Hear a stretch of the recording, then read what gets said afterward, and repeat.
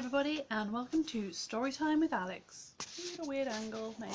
Let's see what we can do. Professional. Anywho, it's Christmas Day From Allbyon to Britannia, Book 2, The Last Witch of Old Allbyon by Brandy, Pearson. And let's see what's going to happen. Chapter 10, Christmas Day, The Story of Ruth's Grandma. It was a strange Christmas day. In some ways, it was the same as usual. There was a Christmas stocking full of nice little treats hung up on a little hook from the fireplace in the living room when I woke up.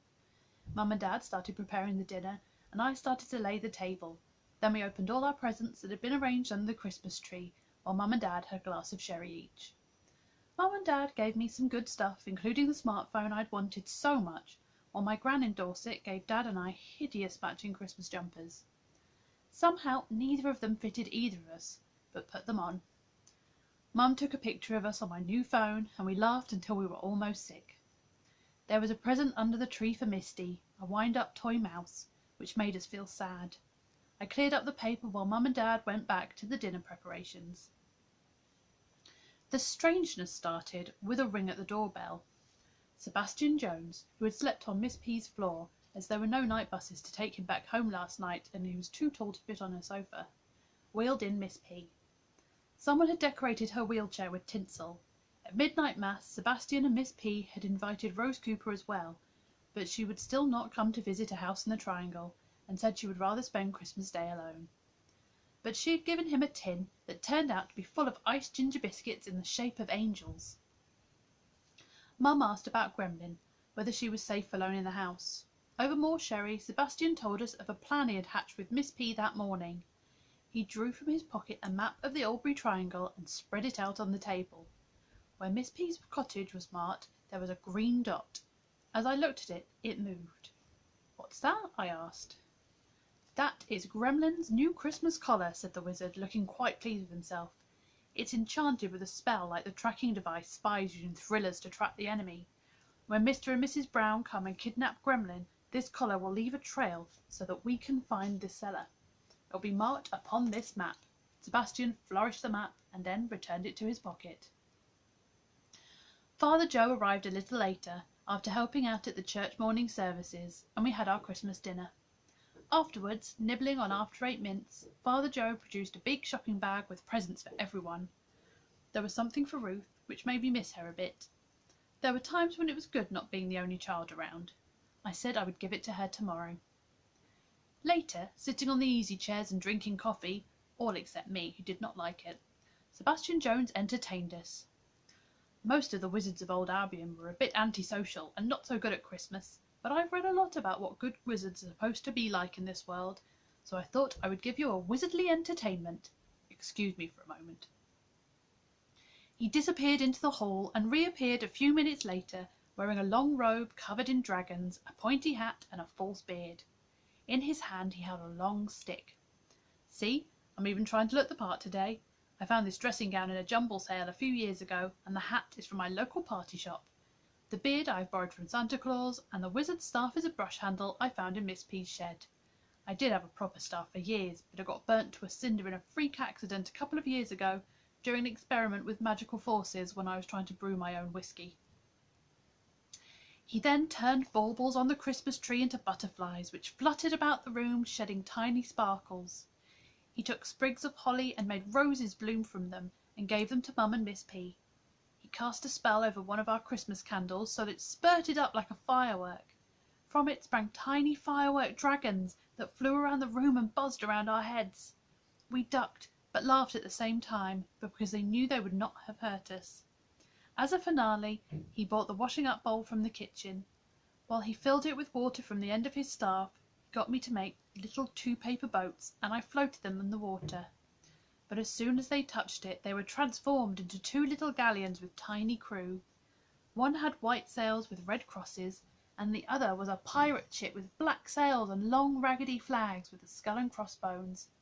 They fired tiny cannons at one another as we cheered, some for the pirates and some for the merchant ship. Then one of the firework dragons, who was still flying around the ceiling, swooped down and attacked them both. They came together and started to fire their cannons at the dragon, whose fiery breath set sails on fire. So we started to cheer for the sailors against the dragon. Eventually they hit the dragon and it fell sizzling into the water. Then the water began to boil up, and up sprang Neptune with seaweed hair and a great trident in his hands. The two ships transformed again into a flock of minute mermaids and mermen who leapt and dived around them. Finally Neptune took a final bow, and they all disappeared under the water, and then even the water vanished, and we were left staring at an empty washing-up bowl. We all cheered wildly. Sebastian took a bow. He banged his staff on the ground and disappeared in a puff of green smoke. He reappeared again a few moments later, without his wizard's outfit, from the direction of the hall. Not long after, as Mum and me bought mince pies and Christmas cake for tea, Sebastian took the map of the triangle out of his pocket. The green dot that was Gremlin had moved. It was no longer in Miss P's cottage, but travelling down the road. It eventually stopped at a house my dad identified as belonging to Mr. and Mrs. Brown. So, they've taken Gremlin to their house for the night. Well, they don't have a cellar, so let's keep an eye on the map. He spread it on the table and held it down with an ornamental snowman, a satsuma and 2 mince pies. After tea, Sebastian and Father Joe went to visit Rose Cooper in her cottage. The more they thought about what might happen, the more determined they were to try and get her to come and take part. At Mum's insistence, they took with them a gift bag with a bottle of port and some fancy cheeses in a box. "I don't really know what to give a witch for Christmas," she said, but Father Joe said that Rose would be pleased. Just before I went to bed, while we were watching one of our favourite Christmas movies on DVD, they returned. Rose said thank you very much for the port and the cheese. We could not persuade her to join us, but she hinted that she would like Miles and Ruth to visit her again. "Would you like to?" Father Joe asked. "Of course we would," I replied. "We're meeting up tomorrow, so we can go then." On Boxing Day, the park was full of parents and small children with new bikes, dolls, prams or roller skates. There was one family with a kite and another with a model motorboat, which alarmed the ducks on the pond. Ruth was wearing a purple velvet cloak with a hood that her mum had given her for Christmas, and red lights that brightened up her otherwise black outfit. I had texted her on my new phone, so she was prepared for a visit to Rose. She had brought a little present in a little box, but would not say what it was. This time, getting to her cottage did not seem to take so long, but the prickly feeling when we entered her garden was just as disconcerting. Miss P had given me the medallion with the green man on it to wear. This time she welcomes us in as soon as we knock on the door. "Merry Christmas, Rose," we said together as she ushered us through the door. "And Merry Christmas to you," she replied, chuckling. "Come in and have some hot toddy. There's not much alcohol in it, just enough to warm you up." The drink almost made me cough, but it was very delicious and warming. "Do the others want you to persuade me to take part in what's going on?" "Probably," I said. "That wasn't why we came to see you. We wanted to come and be Christmassy. Thank you for the lovely angel ginger biscuits." She laughed. "I'm glad you enjoyed them. Well, I want to be Christmassy too. You sit there. I have a little something for you." She went over to a cupboard and brought out 2 little presents wrapped in Christmas paper. We opened them, and each found inside a little red felt bag, embroidered on the front with a green man like the medallion and attached to a black silky cord. "These are for your protection," she explained. "I don't want to come out and take part in the world, but I do want to help you keep as safe as possible. Inside these little bags are some herbs, some particular minerals, a tiny cross made of twigs, and a spell. Wear them around your neck, under your clothes. They won't stop bullets or turn knives, but they can keep you safe from ill wishes and bad spells. Put them on now." Solemnly, we put the cords over our heads and tucked the little bags inside our clothes. Then Ruth brought out her present. "I made this for you," she said shyly. "I got loads of stuff to make jewellery for Christmas, and I made this for you this morning." She handed the box to Rose, who opened it carefully. It was a plain black box, and inside Ruth had filled it with green tissue paper. Rose folded back the tissue paper carefully and drew out a necklace. On a green string, Ruth had threaded green glass beads that had tiny sparkles of gold in them. Rose Cooper looked at them really carefully, and then put the necklace over her head and went over to a mirror to see how it looked. "It's really beautiful," she said. I picked those beads because they seem to be the same colour as your eyes. Mum chose them because they reminded her of my eyes, but then I realised that you and I both have green eyes, so I used some of the beads to make this for you." Rose came over to Ruth and stared at her eyes. "Well, so they are. Even the flecks that, if we're feeling fanciful, look like gold. You know, there's a story my grandma in Devon told me," Ruth said suddenly. "She told me last time I visited her. She told me because she got green eyes, and her mother had green eyes too. The story's about her mother. It's rather sad, but I know you like stories, and it is a good one." "A story is none the worse for being sad," said Rose. "And there is nothing more Christmassy than a good tale. Anyway, I'm always interested in stories about women with green eyes."